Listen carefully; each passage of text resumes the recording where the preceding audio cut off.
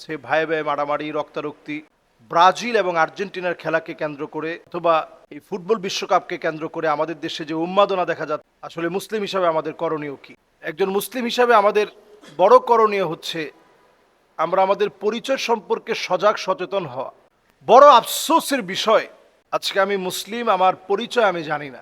আমি মুসলিম, আমি অমুসলিমের একটা জার্সি পরার জন্য আমি পাগল পাড়া। আমি আর্জেন্টিনার একটা জার্সি, আর্জেন্টিনার এখন লুঙ্গি বের হয়েছে আর্জেন্টিনার পতাকা দিয়ে, ব্রাজিলের পতাকা দিয়ে, হয়তো লুঙ্গি পর্যন্ত বের হচ্ছে। এটা পরার জন্য স্থির আমরা।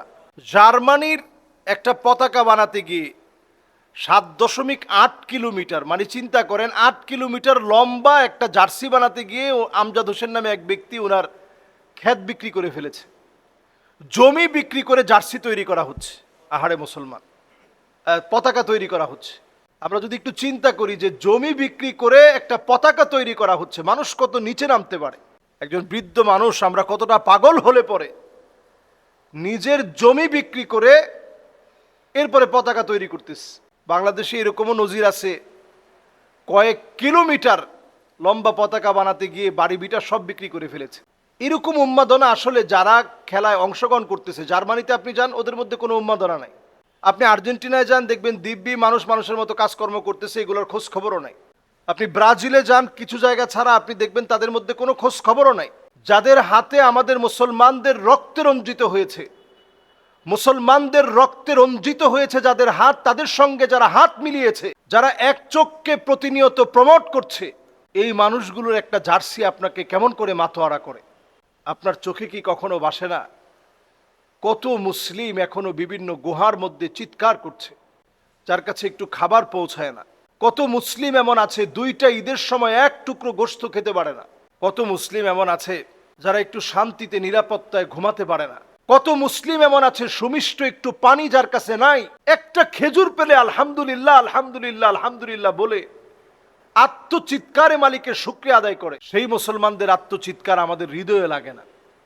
আমরা আছি জার্সি নিয়ে, আমরা আছি এই সমস্ত বিষয় নিয়ে, মারামারি নিয়ে। আমি সেই দিনও এক জায়গায় দোলনা কিনতে গিয়েছি, আমার ছোট বাচ্চার জন্য একটা দোলনা কিনতে গেছি। ওই দোকানদার আমাকে বলতেছে, হুজুর আসলে আপনারা তো আলোচনা করেন, তারপরও এগুলা নিয়ে এত মারামারি।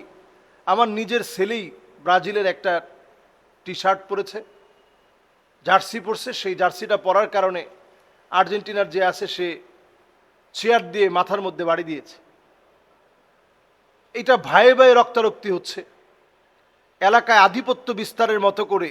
এক সময় যেভাবে গোত্রতান্ত্রিক হয়ে গোত্রে গোত্রে মারামারি হতো, সেই আইয়ামে জাহিলিয়াতের বর্বরতা যেন এখন আমাদের উপরে চেপে বসছে।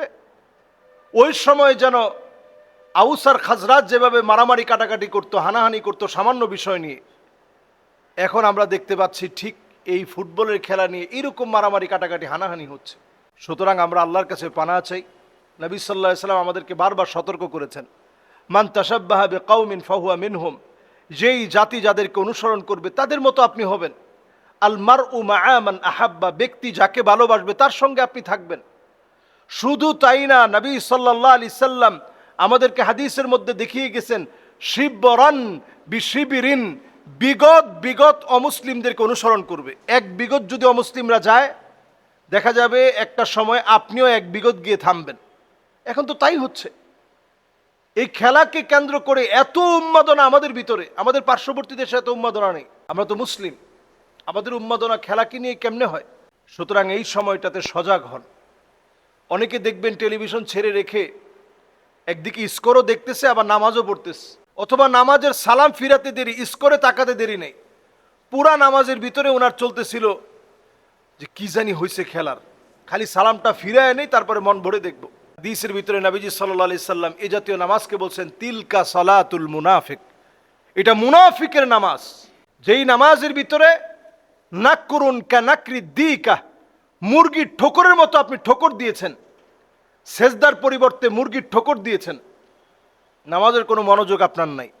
এই খেলা আপনার নামাজ কেড়ে নিয়েছে, এই খেলা আপনার কাছ থেকে ইবাদত বন্দেগী কেড়ে নিয়েছে।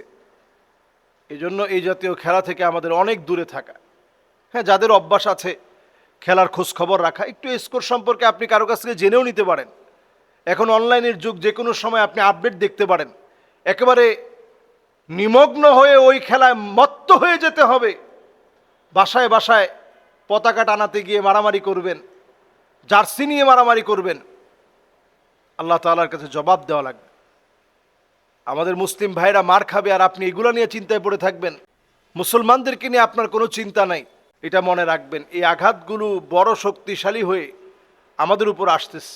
যদি বাঁচতে হয় এখন থেকে তাদের অনুসরণ অনুকরণ থেকে দূরে বের হয়ে আসেন। আল্লাহ তাআলা আমাদেরকে বোঝার তৌফিক দান করুক। আসসালামু আলাইকুম ওয়া রাহমাতুল্লাহি ওয়া বারাকাতুহু।